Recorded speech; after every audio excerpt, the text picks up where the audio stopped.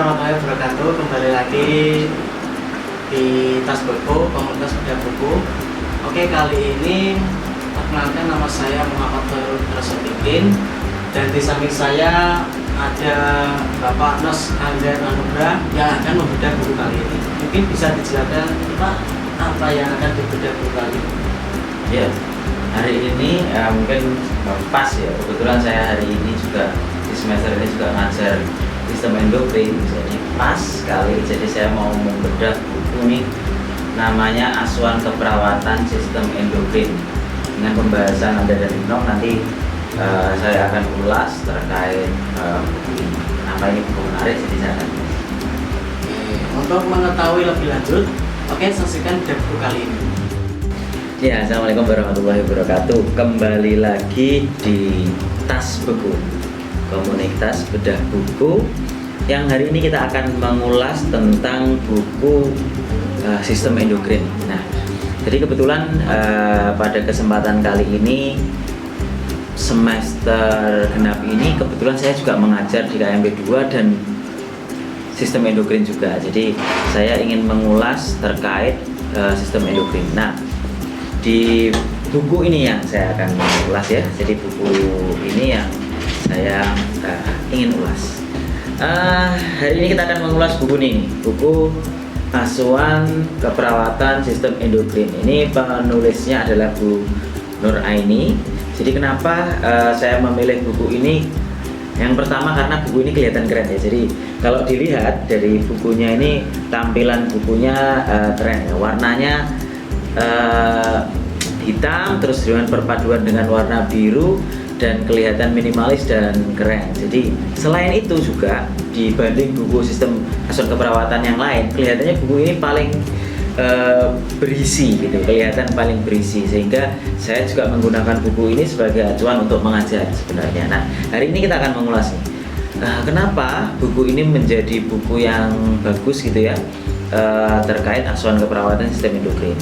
Yang pertama kita ulas dari identitas buku dulu. Jadi di identitas buku kita lihat bahwasanya di sini judulnya sudah sangat jelas, Asuhan Keperawatan Sistem Endokrin dengan Pendekatan Nanda dan Nigno, Nursing Intervention Classification dan Nursing Outcome Classification. Nah, ini menarik karena bukan hanya nanti membahas tentang sistem endokrin. Kalau bayangan membaca di awal tuh, ini gak hanya ngomongin masalah sistem endokrin saja, tapi bagaimana dari sudut pandang asuhan keperawatannya. Ini keren. Nah, kemudian penulisnya siapa? Di sini penulisnya adalah Bu Nur Aini dan juga Bu Ledi Marta Aridiana. Jadi ini penulis buku Asuhan Keperawatan Sistem Endokrin ini. Penerbitnya Salemba Medica ya, Salemba Medica. Kemudian tahun terbit 2016, editornya Akila Susila. Nah, kalau dilihat dari tampilan buku, pertama dari desain buku, tampilannya sederhana, gitu ya, tampilannya sederhana. Jadi kalau kita lihat di tampilan itu, dia menggunakan ya hanya berwarna gelap seperti ini aja. Jadi dari depan sampai belakang berwarna gelap ya. Jadi dari depan belakang berwarna gelap. Kemudian desainnya, kalau menurut saya sih desainnya elegan sih, keren. Desainnya elegan untuk buku ya. Terus kemudian kalau dilihat dari sisi cover, ini bagus dan sesuai. Karena apa? Karena kalau kita lihat dari covernya, jadi covernya itu ada gambar manusia, ada gambar tubuh manusia, yang dimana tubuh manusia itu terlihat spotlight di sistem endokrinnya. Ada hipotalamus, ada kelenjar tiroid, paratiroid, pankreas, terus kemudian ada testis, ada adrenal. Nah, itu jadi kelihatan spotlightnya akan dibahas kemana. Nah, terus dari layout buku, jadi bukunya ini sebenarnya kalau dibilang kecil juga nggak kecil-kecil banget. Jadi pas ya bukunya, tidak terlalu besar-besar banget juga. Jadi kalau kita melihat buku Brunner dan Sudhat itu kan tebal ya dan besar gitu. Jadi ini bukunya kecil, nggak terlalu kecil, besar juga nggak terlalu besar, jadi pas. Ketika mau diteteng kemana-mana juga nyaman sekali, jadi tidak terlalu berat juga.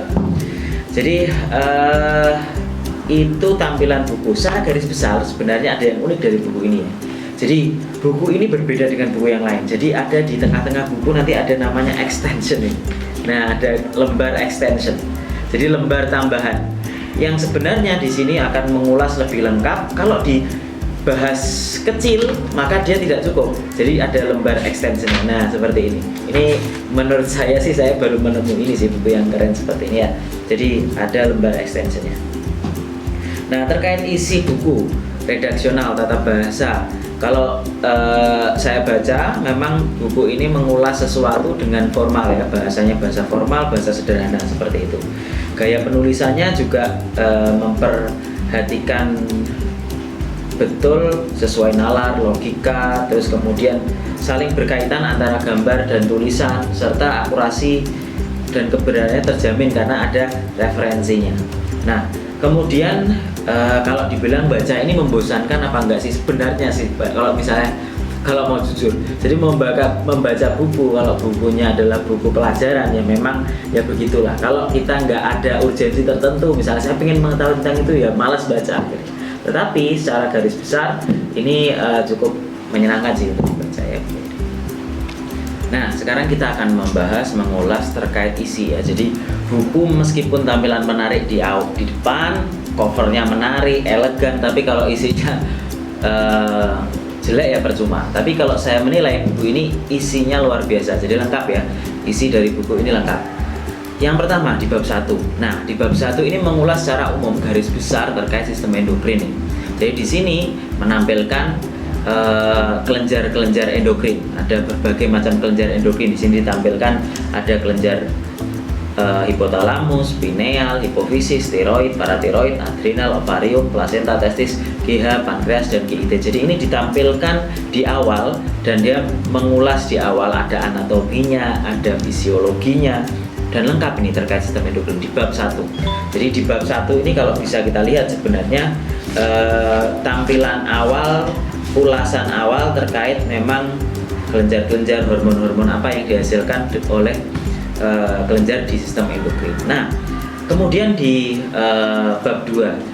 Di bab 2 ini langsung masuk mulai bab 2 dan seterusnya, ini langsung masuk ke setiap masalah. Di bab 2 ini membahas terkait permasalahan di kelenjar pankreas. Di sini membahas langsung penyakitnya yaitu diabetes mellitus. Nah, di sini di bab 2 ini diulas detail terkait definisi diabetes mellitus, klasifikasi, etiologi penyebabnya apa, terus kemudian patofisiologinya gimana, terus kriteria diagnosisnya gimana. Jadi ini dibahas secara tuntas. Nah, kalau ini mahasiswa, misalnya mahasiswa ingin buat LP, sekarang sudah ada referensi nih. Jadi di sini sudah ada diulas jelas mulai dari definisi sampai ke pathway. Bahkan pathway pun disediakan. Kalau di buku ini menarik, jadi disediakan dalam lembar yang di flip seperti ini, ditekuk seperti ini. Nah ini ya, ini lembar ini, terus ini bisa di flip nah ada lembarnya lebar ini. Padahal kertasnya ini harusnya setengahnya A4, tapi ini full A4. Dan ini bolak-balik nih terkait pathway-nya. Jadi pathway-nya lengkap sekali. Jadi untuk DM itu diulas lengkap. Dan di pathway ini kalau kita bisa lihat sebenarnya langsung merujuk ke masalah-masalah keperawatan yang berdasarkan nanda. Bahasanya berdasarkan nanda. Ada ansietas, ada keletihan, hambatan mobilitas fisik, ini dibahas di pathway-nya sih. Kemudian ini kalau DM itu sampai dia 2 halaman dan 2 halaman ekstensi nih, jadi luar biasa, lengkap sekali. Jadi teman-teman kalau misalnya mau ngambil LP lewat lihat di referensi ini, saya rasa sudah sangat lengkap sekali lah. Kemudian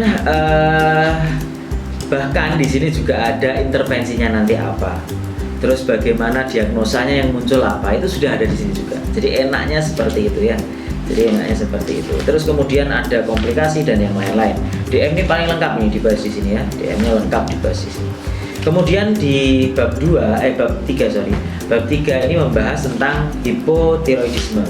Jadi permasalahan pada kelenjar tiroid ya.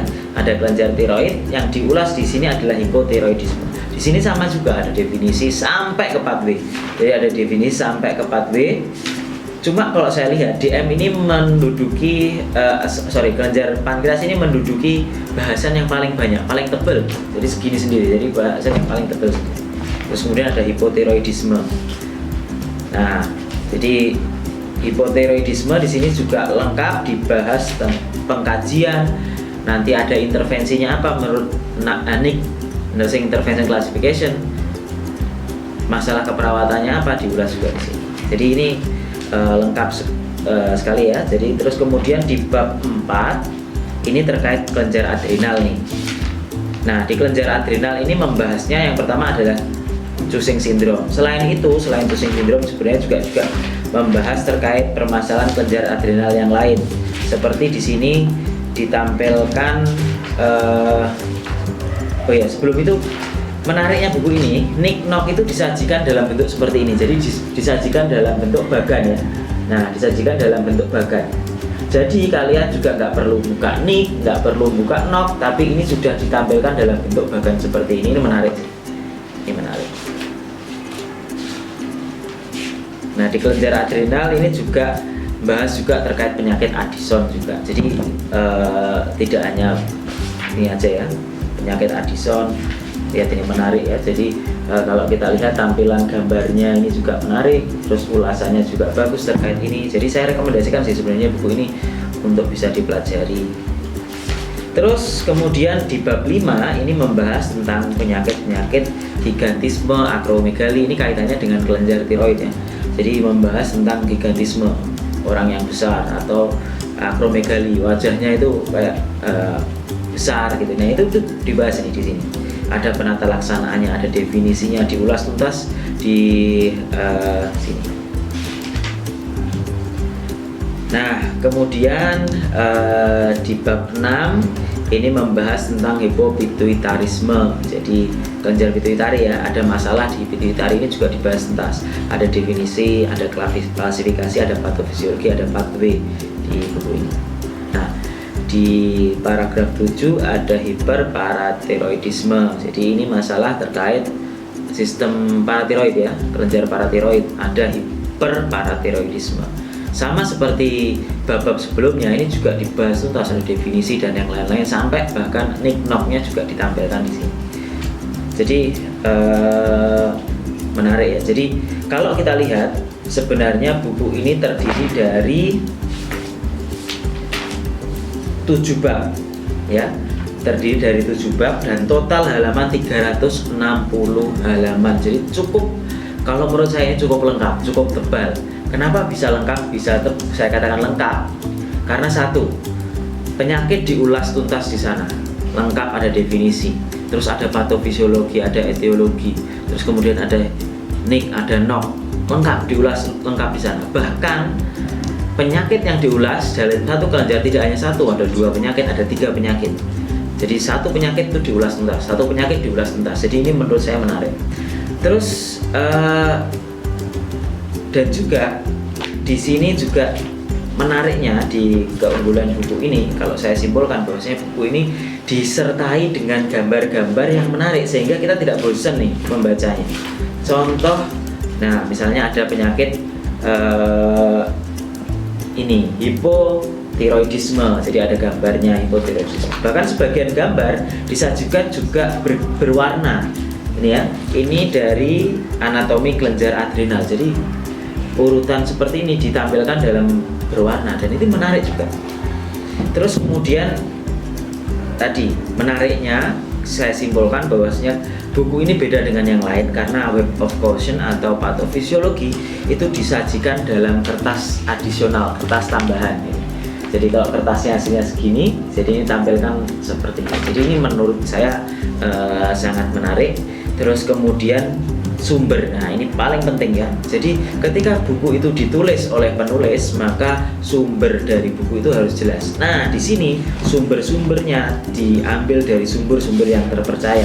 Saya lihat di kalau bisa nanti kalian pinjam buku ini, daftar pustaka itu sampai sebanyak ini, terdiri dari penelitian, terdiri dari literatur review, dari jurnal, dari buku dalam maupun luar negeri, dan ini banyak sekali referensinya. Nah ini menyebabkan buku ini saya bilang rekomendasi untuk kalian. Buku ini terpercaya, menarik, dan mudah, mungkin menurut saya paling mudah dipahami karena di sana dijelaskan secara runtut, secara urut gitu. Jadi ini bukunya Bu Nur Aini, Mas Nur Aini ini terkait sistem endokrin, menurut saya sangat recommended sekali untuk kalian baca, untuk kalian ulas, terus kalian pelajari, apalagi kalian yang lagi ini praktek di rumah sakit, terus kalian mau mengerjakan LP, bingung buat patofisiologinya. Nah, sekarang kalian punya referensi yang lengkap nih di buku Sistem Endokrin. Mungkin itu saja ulasan kita atau bedah buku kita. Saya nggak mau spill banyak-banyak, nggak mau menceritakan banyak-banyak terkait konten dari buku ini. Takutnya nanti kalau saya menjelaskan namanya bukan bedah buku kan biar kalian tertarik untuk membaca buku ini ya. Jadi boleh kalian pinjam di perpustakaan, sekarang sudah tersedia, perpustakaan sudah tersedia. Jadi kalian bisa pinjam buku ini dan bisa melihat referensi yang ada di dalam sini, keren. Oke, itu saja yang bisa saya sampaikan pada kesempatan kali ini. Semoga review buku ini atau bedah buku ini bisa menjadikan kalian termotivasi untuk meningkatkan budaya literasi kita membaca, terus kemudian nanti bisa memanfaatkan apa yang kalian baca. Terima kasih, itu saja yang bisa saya sampaikan. Dan assalamualaikum warahmatullahi wabarakatuh. Bagaimana teman-teman bedah buku kali ini? Seru kan? Mungkin ada yang kurang jelas bisa ditanyakan di kolom komentar ya. Selalu dukung channel Lisada TV Dan jangan lupa like, komen, dan subscribe.